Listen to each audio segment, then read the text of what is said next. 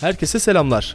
Otomobillerin güncel fiyat listeleri ve Ocak ayından bu yana ne kadar fiyat değişimi olduğunu anlattığım serinin bugünkü videosu Renault Megane. Her daim Türk halkının ihtiyaçlarına özen gösteren Renault markası, araçlarını ülkemizin pazarına uygun getirmeye çalışan bir marka aslında. Motoruyla, yakıt seçeneğiyle, şanzımanı ile tam istediğimiz seçenekleri bulurduk. Tabi babasının hayrına yapmıyordu. Satabilmek için yapıyordu.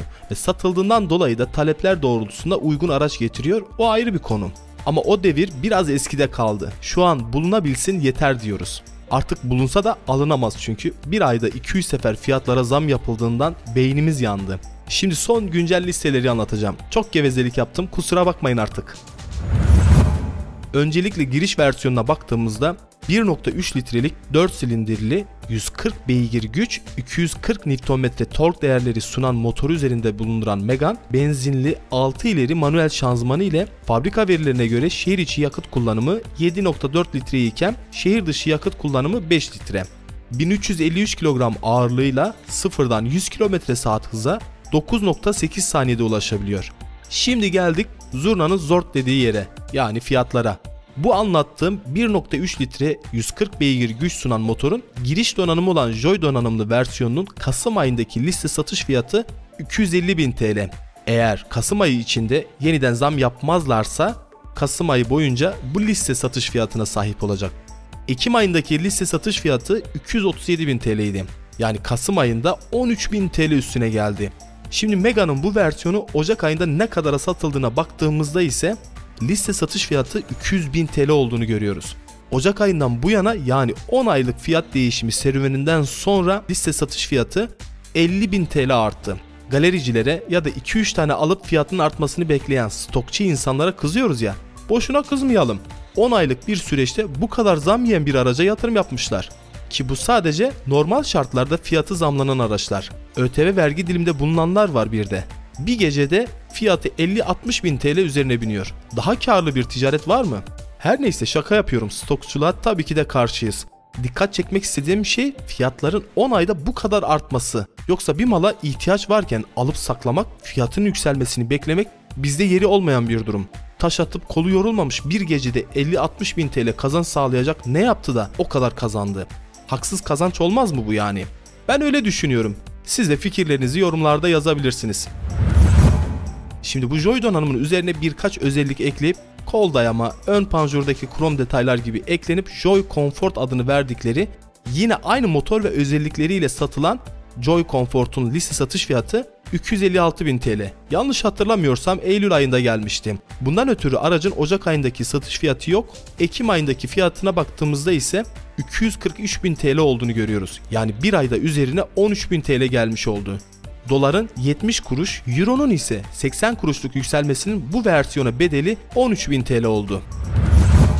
Şimdi geldik otomatik olanının fiyatına. Sizlerin de daha çok ilgi gösterdiğiniz Megane versiyonu olan benzinli 7 ileri otomatik şanzımanlı araç, yukarıda bahsettiğim 1.3 litrelik 140 beygir güç 240 Nm tork değerlerine sahip olan motorun üzerinde bulunduğu aracın teknik verileri açısından üstteki versiyondan farklı olarak yakıt tüketim verilerini görmekteyiz. Yakıt kullanımına baktığımızda fabrika verilerine göre şehir içi 6.4 litre, şehir dışında ise 4.7 litre yakıt kullanım değerleri sunuyor. Joy donanıma sahip olan bu otomatik Megane'ın fiyatı döviz kurunun artması ile %50'lik vergi diliminden %80'lik vergi dilimine zıplamış. Ondan ötürü fiyatı 328.000 TL oldu. Ekim ayındaki fiyatı ise 262.000 TL idi. Ara zamları katmıyorum. Ekim ayının başındaki yayınlanan fiyat listesinden bahsediyorum. Bir ayda totalde üzerine 66.000 TL gelmiş oldu. Ocak ayındaki fiyatı neydi diye baktığımızda ne görelim? Bir şey göremiyoruz çünkü bu model Ocak ayındaki listede bulunmuyor. Ama Şubat ayındaki listede yer alıyor. Şubat ayındaki fiyatı 231.000 TL. 9 aylık bir bindirim sürecinin ardından fiyatı 97.000 TL artmış oldu. Aynı motorun üzerinde yer aldığı donanım olarak da Joy Comfort olarak adlandırılan Megane'ın fiyatına baktığımızda ise satış fiyatı 333.000 TL oldu. Ekim ayında fiyatı ne diye baktığımızda 266.000 TL olduğunu görmekteyiz. Bir ayda üzerine 67.000 TL gelmiş oldu. Artık bundan sonrası alınamaz olan kısım. Aynı motorun Touch versiyonunun liste satış fiyatı 381.000 TL. Geçen ayki fiyatına baktığımızda ise 356.000 TL'ymiş. Üzerine 70 kuruşluk dolar, 80 kuruşluk euronun etkisi bu versiyon için 25.000 TL olmuş. Bu versiyonda Ocak ayında yayınlanan listede yer almamış ama Şubat ayındaki liste satış fiyatı 335.000 TL. Şubat ayından bu yana üzerine 46.000 TL gelmiş oldu. Daha bunun ikon donanımlı olanı var. Orada fiyatlar nasıl oynamış? Hadi bir bakalım. 1.3 litrelik 140 beygir güç, 240 Nm tork değerleri sunan motorun benzinli 7 ileri otomatik şanzımana sahip ikon donanımlı Megane'ın Kasım ayındaki liste satış fiyatı 430.000 TL. Ekim ayında ne kadardı peki? Tam olarak 407.000 TL idi. Bir ayda 3 sefer yapılan liste güncellemesiyle fiyatı 23.000 TL artmış oldu. Bu araç ülkemizde Ocak ayında satışa çıkmadığı için Ocak fiyatı yok. En uzak tarih olan Nisan ayındaki listede yer alan bu ikon paketin liste satış fiyatı Nisan ayında 370.000 TL'ymiş. 7 aylık indirim bindirimden sonra 60.000 TL artmış oldu. Şimdi sırada dizel cephesi var. Bu tarafta işler nasıl ona bir bakalım. Öncelikle motor ve teknik bilgilerden bahsetmek istiyorum.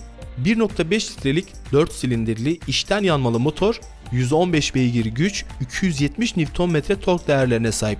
Dizel 7 ileri otomatik şanzımana sahip olan Megane'ın bu versiyonu fabrika verilerine göre şehir içinde 4.5 litre yakıt kullanırken şehir dışında 3.9 litre yakıt kullanım verileri sunuyor. Tabi bu verilerin üzerine 1.5-2 litre ekleyin öyle düşünün. Kıyas olması açısından direkt fabrika verilerinden bahsediyorum. Yoksa tam anlamıyla bir kıyas pek mümkün değil. 1470 kilogram ağırlığıyla sıfırdan 100 km/saat hıza 11.2 saniyede ulaşabiliyor.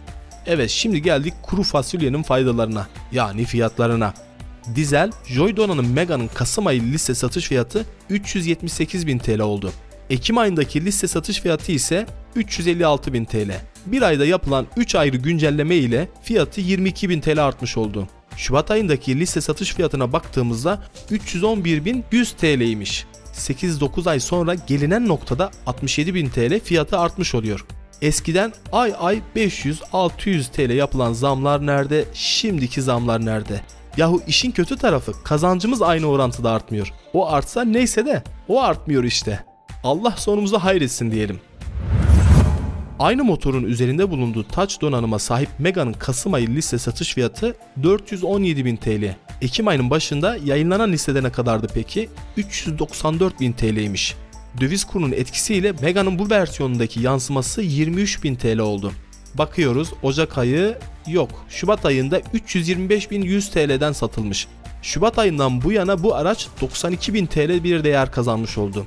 Ya diğer araçların videolarını hazırlamaya daha başlamadım. İlk Megane aracı ile başladım ama sanki Renault Megane aracı diğer araçlara göre biraz daha fazla değerlenmiş ya da zam yapmış da diyebiliriz. Her neyse, gelelim zirveye. Megane aracının en full versiyon olan dizel otomatik ikon donanımlı Megane'ın Kasım ayı liste satış fiyatı 430.000 TL oldu. Ekim ayının başındaki liste satış fiyatına baktığımızda 425.000 TL olduğunu görüyoruz. Bir ayda fiyatı 5.000 TL artmış oldu. Şubat ayına baktığımızda Şubat ayı liste satış fiyatı 362.100 TL'ymiş. Dizel ikon donanım Şubat ayından bu yana 63.000 TL değer kazanmış oldu. Evet, videonun sonuna geldik. Abone olup yorum yaparsanız çok memnun kalırım. Allah'a emanet olun. Görüşmek üzere.